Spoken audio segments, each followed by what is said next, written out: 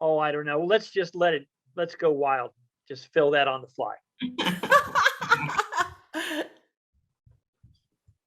And everybody knows we're going to record this. With any luck at all, it's going to be up on YouTube in a month or so. We're doing Act 5 on the 12th.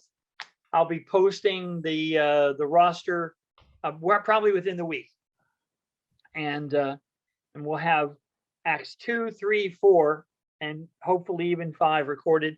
I've got multiple machines recording, so with any luck at all, we'll have a capture. And ladies and gentlemen, 12:02, I would like to welcome you all to Act 4 of Coriolanus. Thank you one and all so much for giving your time to this little experiment in theater. Bill comes back to the globe, and you, my friends, you are all Bill.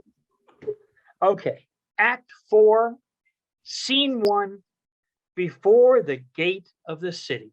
Enter Coriolanus, Volumnia, Virgilia, Menenius, Cominius, and several young ne'er-do-well patricians. Come, leave your tears a brief farewell. The beast, with many heads, puts me away. Nay, mother, where is your ancient courage? You were used to say extremity was the trier of spirits, the common chances common men could bear, that when the sea was calm, all boats alike showed mastership in floating. Fortune's blows, when most struck home, being gentle wounded, craves a noble cunning. You were used to load me with precepts that would make me invincible, the heart that conned them.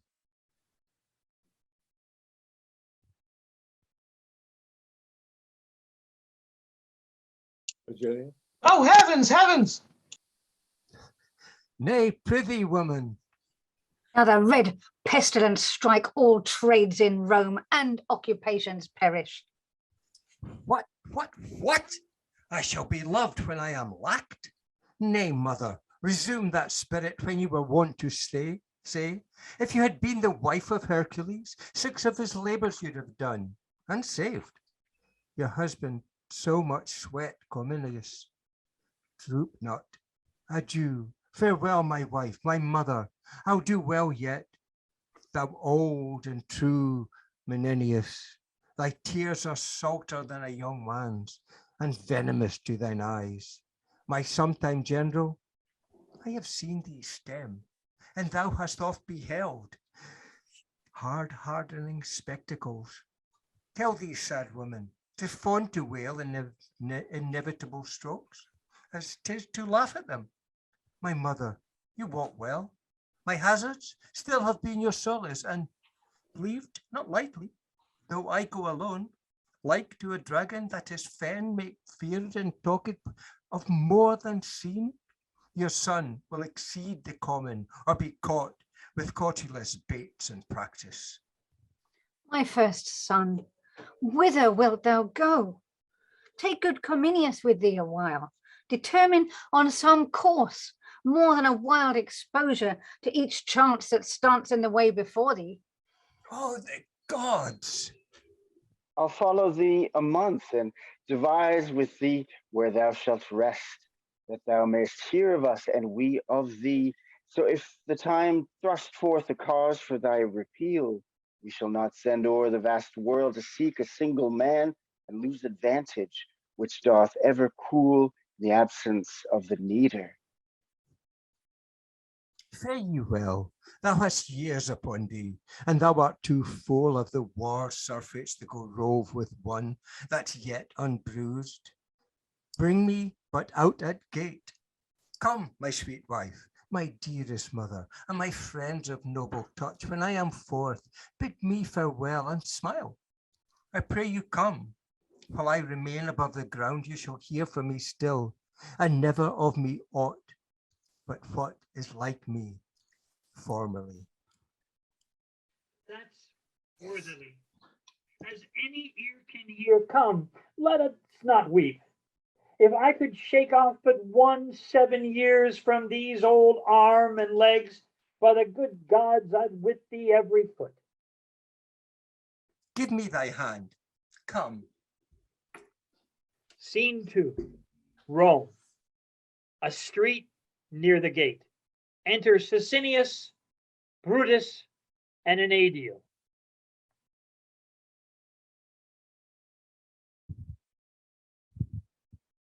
Sinius. Do I? Kemlyn, Sicinius?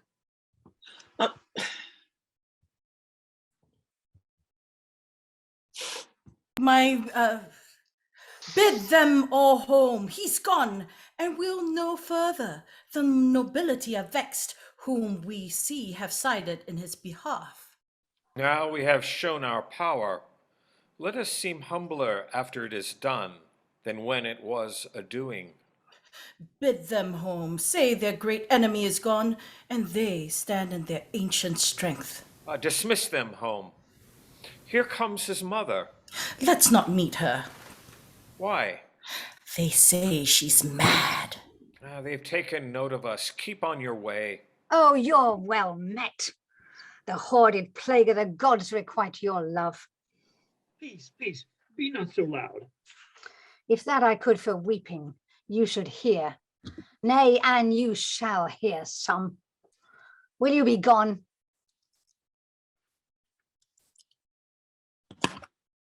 Virgilia. You shall stay too. I would have had the power to say so to my husband. Are you mankind? Aye, fool, is that a shame? Note but this, fool. Was not a man my father? Hadst thou fox ship to banish him that struck more blows for Rome than thou hast spoken words? Oh, blessed heavens. More noble blows than ever, thou wise words, and for Rome's good. I'll tell ye what, yet go. Nay, but thou shalt stay too. I would my son were in Arabia, and I try before him his good sword in his hand. What then? What then? What then? He'd make an end of thy posterity. Bastards and all. Good man, the wounds that he does bear for Rome. Come, peace. Ananias. Didn't hear you. Sicinius? Kemlyn? Is it meant, I would he have continued to his country as he began and not unknit himself the noble knot he made. I would he had. I would he had. 'Twas you incensed the rabble. Cats that can judge as fitly of his worth as I can of those mysteries which heaven will not have earth to know. Pray let's go. Now pray, sir, get you gone. You have done a brave deed. Ere you go, hear this. As far as doth the Capitol exceed the meanest house in Rome, so far my son, this lady's husband here, this, do you see, whom you have banished, does exceed you all. Well, we'll leave you. Why stay? We have to be baited with one that wants her wits. And take my prayers with you. I would the gods had nothing else to do but to confirm my curses. Could I meet him but once a day, it would unclog my heart of what lies heavy to it. You have told them home, and by my troth, you have cause. You'll sup with me? Anger's my meat. I sup upon myself, and so shall starve with feeding. Come, let's go. Leave this faint puling, and lament as I do in anger, Juno-like. Come, come, come. Fie. Scene 3. A highway between Rome and Antium. Enter a Roman and a Volci meeting. I know you well, sir, and you know me. Your name, I think, is Adrian. It is so, sir. Truly, I have forgot you.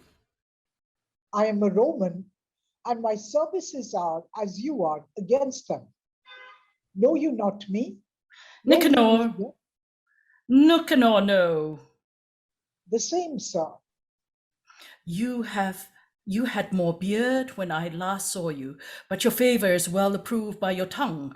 What is the news in Rome? I have a note from the Volgan state to find you out there, and you have well saved me a day's journey.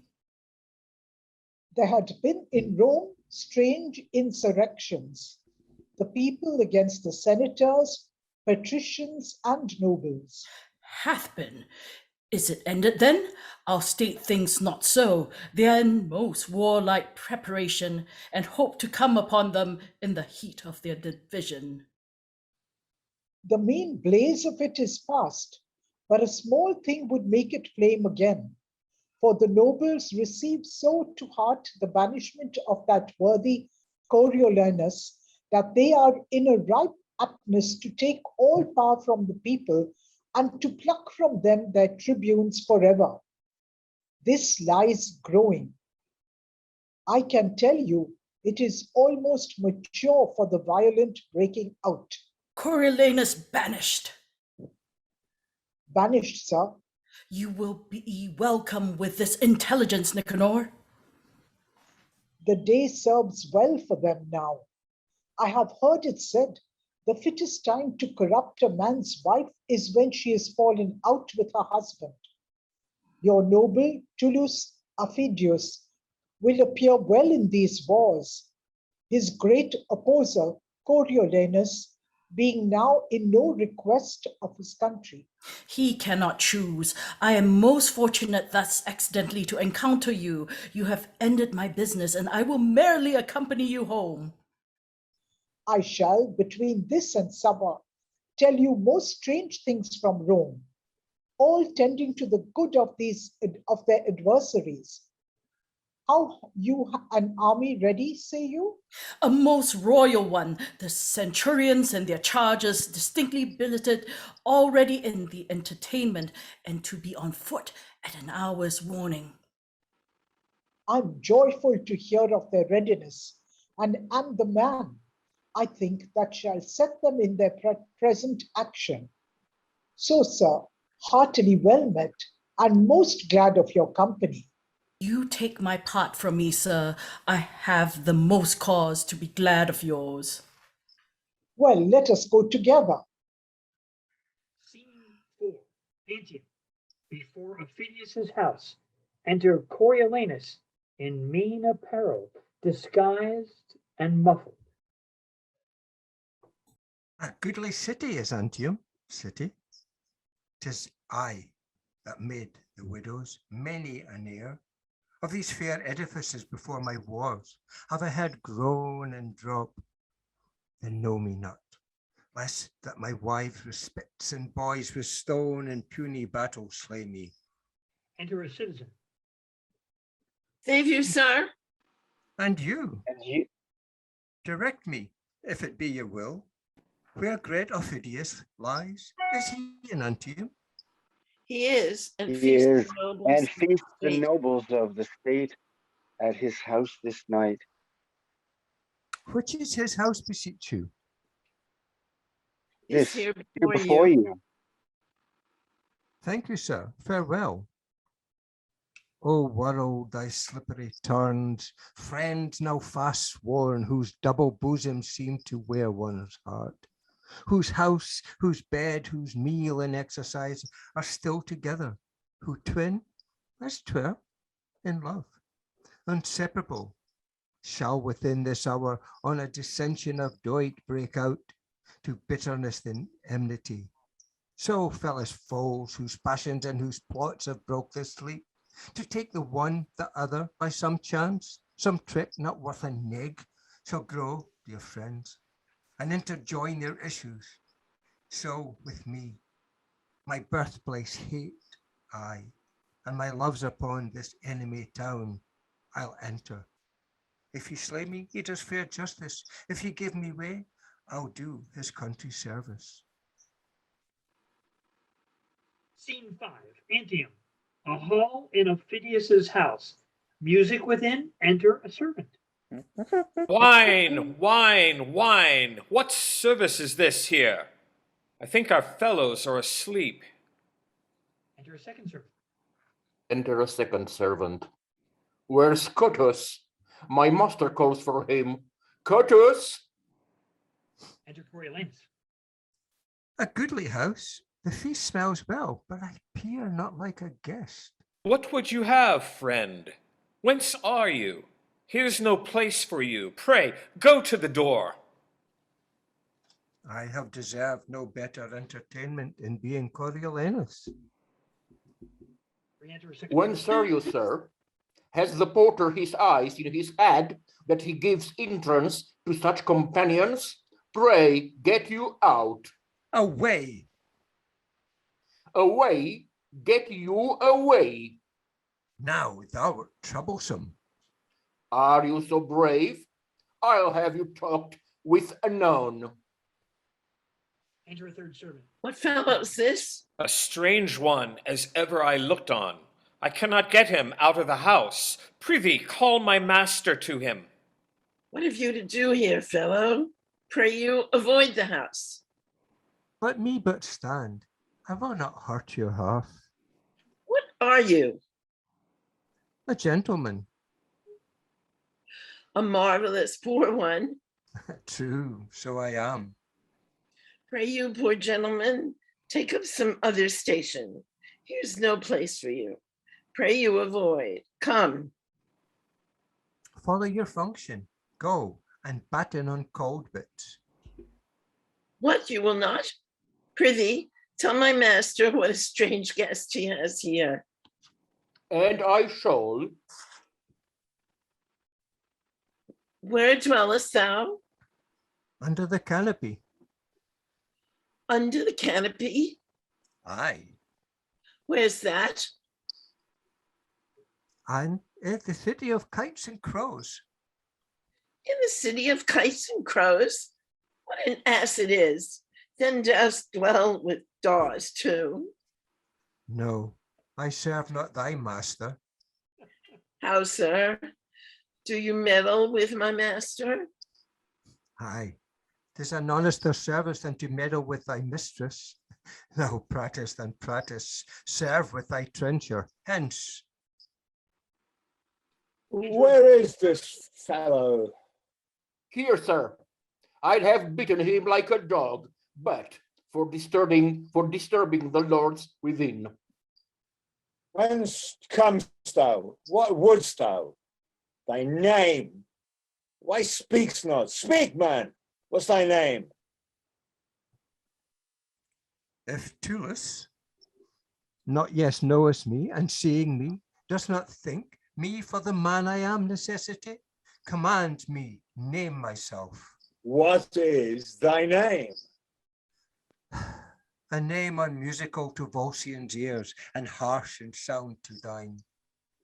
Say, what's thy name? Thou hast a grim appearance, and thy face bears a commandant. Though thy tackle's torn, thou showst a noble vessel. What's thy name? Prepare thy bow to frown. Knowest thou me yet? I know thee not. Thy name? My name is Caius Marcius, who hath done to thee particular, and to all the Volsces great hurt and mischief, therefore thereto witness me. My surname Coriolanus, the painful service, the extreme dangers and the drops of blood shed for my thankless country are requited. But with that surname, a good memory, and witness of the malice and displeasure which thou shouldst bear me. Only that name remains, the cruelty and envy of people permitted by our dastard nobles, who have all forsook me, have devoured the rest, and suffered me by the voice of slaves to be whooped out of Rome. Now this extremity hath brought me to thy hearth, not out of hope, mistake me not, to save my life. For if I had feared death of all the men in the world, I would have avoided thee. But in mere spite, to be full quit of those, my banishers, stand I before thee here. Then, if thou hast a heart of wreck in thee, that wilt revenge thine own particular wrongs and stop those maims of shame seen through the country. Speed thee straight, and make my misery serve thy turn. So use it, that my revengeful services may prove as benefits to thee, for I will fight against my conquered country with the spleen of all under fiends. But if so be thou darest not this, and to prove more fortunes thou tried, then in a world I am also longer to live most weary, and present my throat to thee, present my throat to thee, and to thy ancient malice, which not to cut would show thee but a fool, since I have ever followed thee with hate, drawn tons of blood out of thy country's breast, and cannot live but thy shame, unless it be to do these services. Oh, Marcius, Marcius, each word thou hast spoke hath weeded from my heart a root of ancient envy. If Jupiter should from yond cloud speak divine things and say, 'tis true, I'd not believe them more than thee, all noble Marcius. Let me twine mine arms about that body, against my grained ash, and 100 times hath broke and scarred the moon with splinters. Here I clip the anvil of my sword, and do contest as hotly and as nobly with thy love as ever in ambitious strength I did contend against thy valor. Know thou first, I loved the maid I married. Never man sighed truer breath. But that I see thee here, thou noble thing, more dances my rapt heart than when I first my wedded mistress saw bestride my threshold. Why, thou Mars, I tell thee, we have a power on foot, and I had purpose once more to shew thy target from thy brawn, or lose mine arm for it. Thou hast beat me out 12 several times, and I have nightly since dreamt of encounters twixt thyself and me.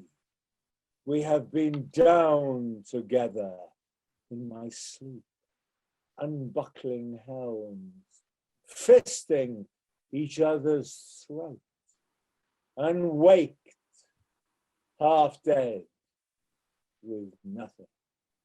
Worthy Marcius, had we no other quarrel else to roam, but that thou art thence banished, we would muster all from 12 to 70, and pouring war into the bowels of ungrateful Rome, like a bold flood all bear it. Oh, come, go in, and take our friendly senators by the hands, who now I hear taking their leaves of me, who are prepared against your territories, though not for Rome itself. You bless me, gods. Therefore, most absolute sir, if thou wilt have the leading of thine own revenges, take the 1/2 of my commission and set down, as best thou art experienced, since thou knowest thy country's strength and weakness, thine own ways, whether to knock against the gates of Rome, or rudely visit them in parts remote, to fright them ere destroy. But come in, let me commend thee first to those that shall say yea to thy desires. 1,000 welcomes, and more a friend than e'er an enemy. Yet, Marcius, that was much your hand. Most welcome. Here's a strange alteration. By my hand, I had thought to have strucken him with a cudgel, and yet my mind gave me his clothes, made a false report of him. What an arm he has! He turned me about with his finger and his thumb as one would set up a top. Nay, I knew by his face that there was something in him he had, sir, a kind of face, methought, I cannot tell how to term it. He had so, looking as it were. Would I were hanged, but I thought there was more in him than I could think. So did I, I'll be sworn. He is simply the rarest man in the world. I think he is, but a greater soldier than he, you wot one.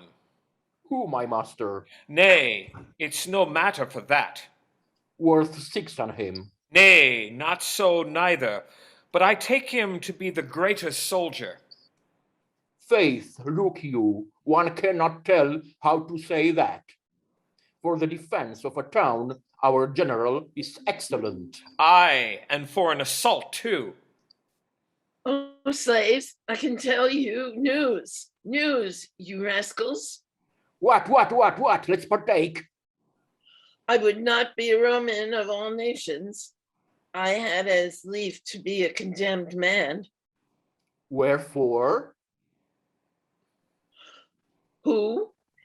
Here's he that was word to thwack our general, Caius Marcius. Why do you say thwack our general? I do not say thwack our general, but he was always good enough for him. Come, we are fellows and friends. He was ever too hard for him. I have heard him say so himself. He was too hard for him directly to say the truth on't before Coriolanus. He scotched him and notched him like a carbonado. And he had been cannibally given. He might have broiled and eaten him too. But more of thy news. Why, he has so made us here within as if he were son and heir to Mars, set at upper end of the table, no question asked him by any of the senators, but they stand bold before him. Our general himself makes a mistress of him, sanctifies himself with hands, and turns up the white of the eye to his discourse. But the bottom of the news is our general is cut in the middle, and but one half of what he was yesterday, for the other has half by the entreaty and grant of the whole table. He'll go, he says, and sow the porter of Rome gates by the ears. He will mow all down before him and leave his passage polled. And he's as like to doubt as any man I can imagine.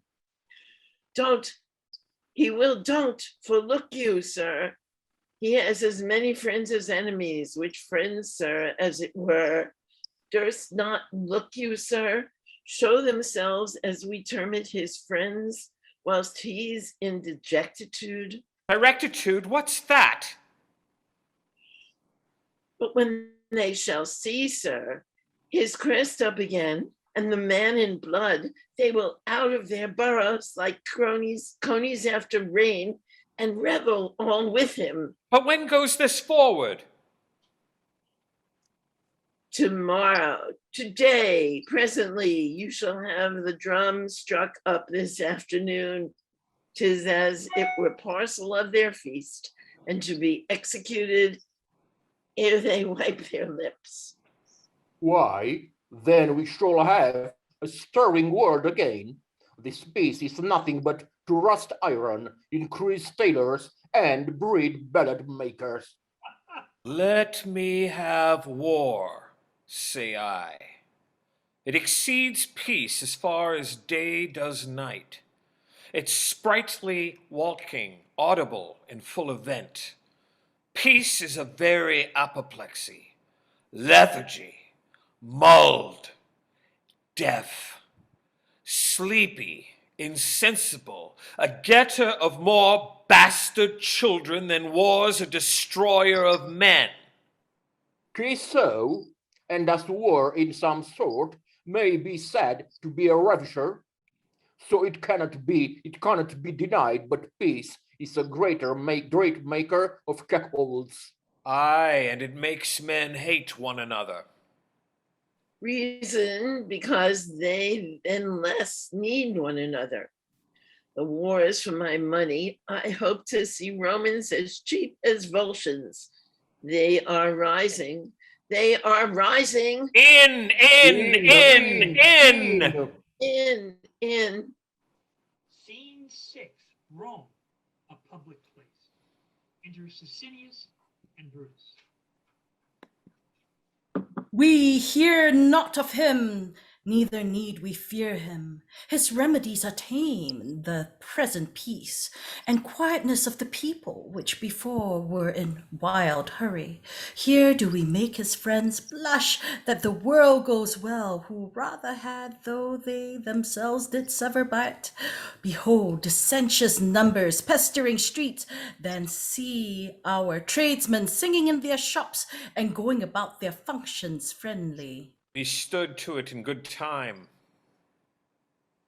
Is this Menenius?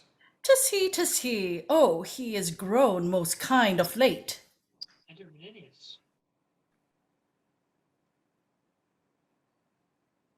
Hail to you both.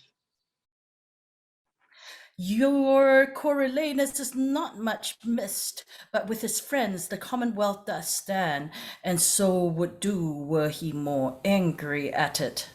All's well, and might have been much better if he could have temporized. Where is he, hear you? Nay, I hear nothing. His mother and his wife hear nothing from him. Enter 3 or 4 citizens. The gods preserve you both. God damn our neighbors. Good end to you all. Good end to you all. Ourselves, our wives, and children on our knees are bound to pray for you best, both. Live and thrive. Farewell, kind neighbors. We wished Coriolanus had loved you as we did. Now the Now gods keep you. Farewell, Farewell. Farewell. This is a happier, more comely time than when these fellows ran about the streets crying confusion. Caius Marcius was a worthy officer in the war, but insolent, overcome with pride, ambitious, past all thinking, self-loving. And affecting one sole throne without assistance. I think not so. We should by this to all our lamentation, if he had gone forth, consul, found it so. Gods have well prevented it, and Rome sits safe and still without him. Worthy tribunes, there is a slave whom we have put in prison, reports the Volsces, with 2 several powers are entered in the Roman territories, and with the deepest malice of the war, destroy what lies before him. 'Tis Aufidius, who, hearing about Marcius's banishment, thrust forth his horns again to the world, which were enshelled when Marcius stood for Rome, and durst not once peep out. Come, what talk you of Marcius? Go see this rumorer whipped. It cannot be the Volsces dare break with us. Cannot be? We have record that very well it can, and 3 examples of the like hath been within my age.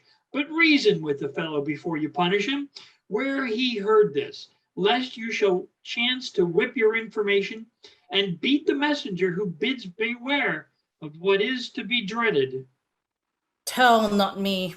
I know this cannot be. Not possible. Enter messenger. The nobles in great earnestness are going all to the Senate House. Some news is come that turns their countenances. 'Tis this slave. Go whip him for the people's eyes, his raising nothing but his report. Yes, worthy Yes. sir. The slave's report is seconded, and more fearful is delivered. What more fearful? It is spoke freely out of many mouths, how probable I do not know, that Marcius, joined with Aufidius, leads a power against Rome, and vows revenge as spacious as between the youngst and oldest thing. This is most likely. Raised only that the weaker sort may wish good Marcius home again. The very trick on it. This is unlikely.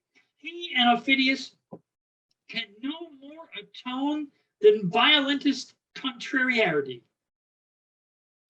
Enter You a are second. sent for to the Senate, a fearful army led by Caius Marcius, associated with Aufidius, rages upon our territories and have already overborne their way, consumed with fire and took what lay before them. Oh, you have made good work. What news? What news? You have hoped to ravish your own daughters and to melt the city leads upon your pates, to see your wives dishonored to your noses. What's the news? What's the news? Your temples burned in their cement, and your franchises whereon you stood confined into an auger's bore. Pray now. Your news. You have made fair work, I fear me. Pray your news. If Marcius should be joined with the Volscians? If he is their god, he leads them like a thing made by some other deity than nature that shapes man better.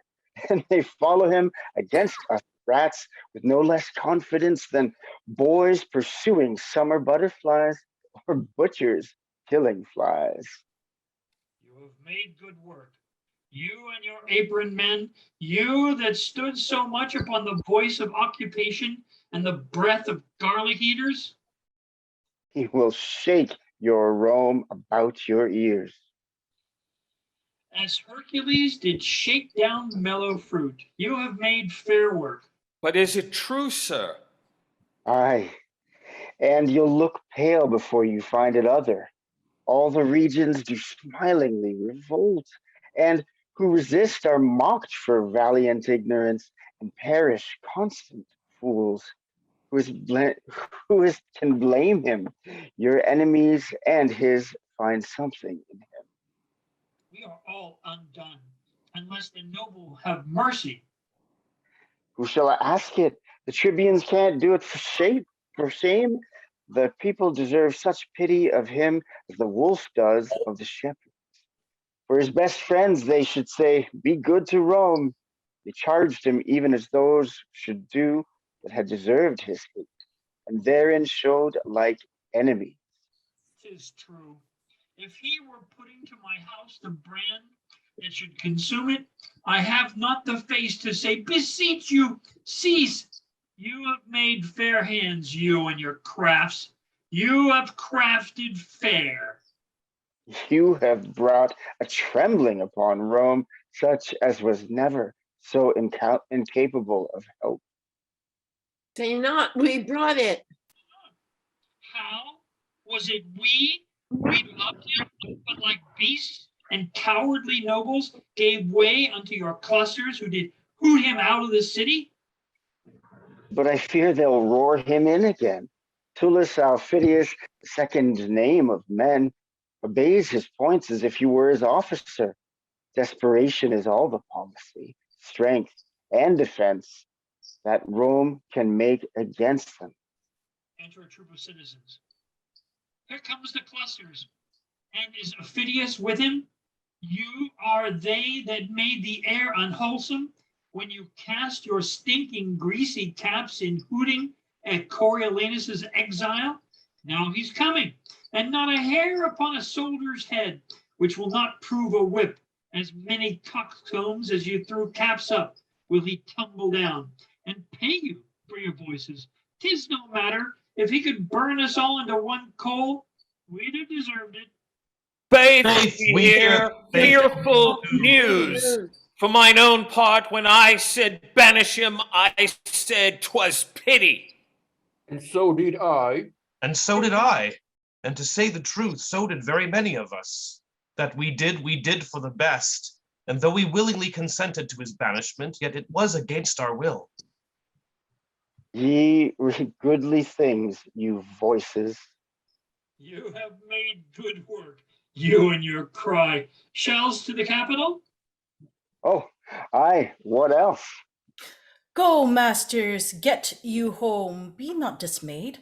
These are side that would be glad to have this true which they so seem to fear. Go home and show no sign of fear. The gods be good to us. Come, masters, let's home.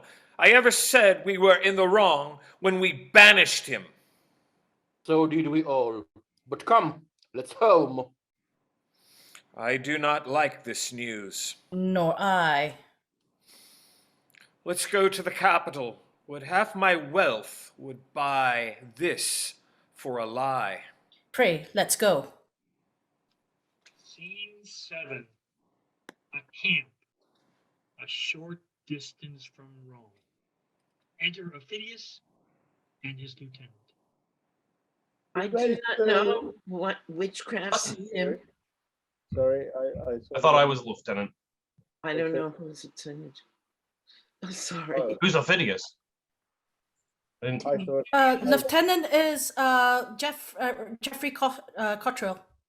Okay. Who's, Uh, I didn't hear Ophidius' name. I go first and then Jeff. Okay.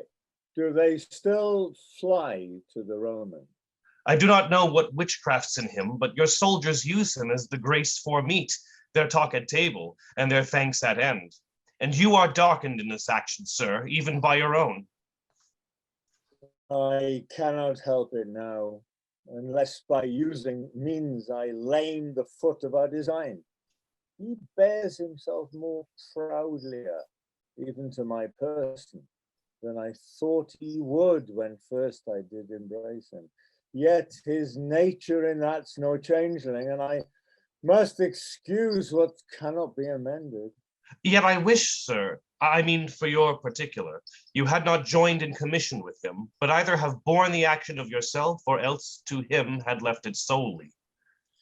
I understand thee well, and be thou sure, when he shall come to his account, he knows not what I can urge against him.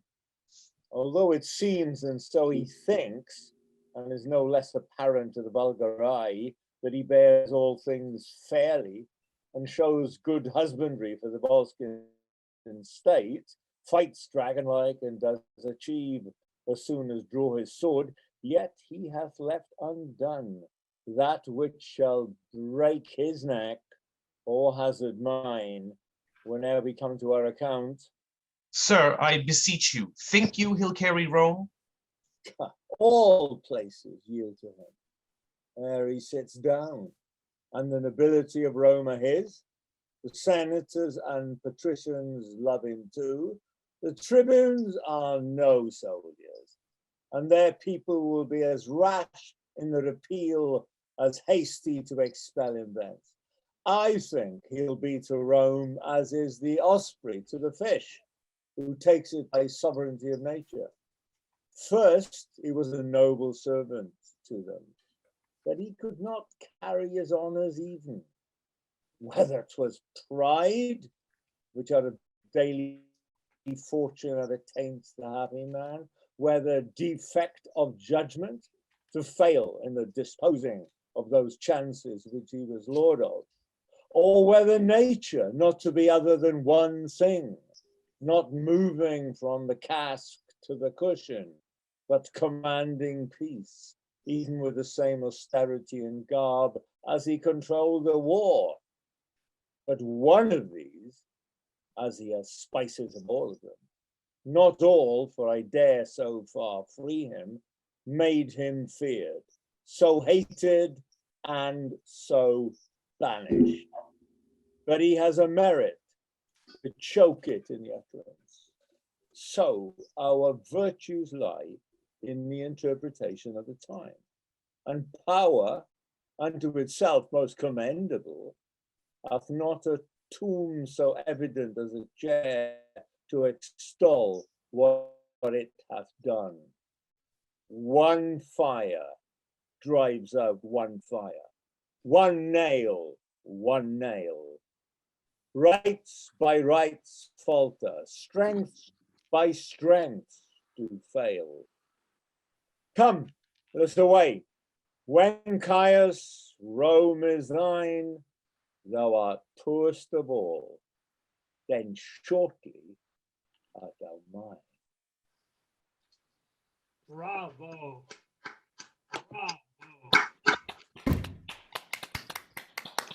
Amazing. Thank you. Oh, just tremendous. Just tremendous. An incredible play, isn't it, really? Absolutely. Absolutely. You all, every one of you did marvelous. Everyone. And, Thank you know, Rick. you sprinkle a little extra confusion, a little internet lag, and what do you have? An amazing experiment. Thank you. Sorry I was late. I apologize. Hey, these things happen. Your volume was going in and out, Rick, and a lot of places that you could, especially that you couldn't hear you until you got into your speech or whatever you were doing. Yeah, Yeah, you may need to re-record your parts because I would say about maybe 2/3 of it was very back in the mix, which surprised me because your audio sounded spot on at the beginning. Yeah. Well, we'll have to see what happens, you know? It just makes for a more complicated edit, but hey, plays the thing. Thank you, one and all. I can't thank you enough. But hopefully by Wednesday, I'll have the new roster posted up. Have a great week, and thank you all. I hope you had half as much fun as I did. We did. Thank you, everyone. That was lovely. Thank Thank you. you. Good day, everyone. Fun, Be lots of well, fun. everybody. Bye. Good day. Ta-da. You know. Thank Bye. you.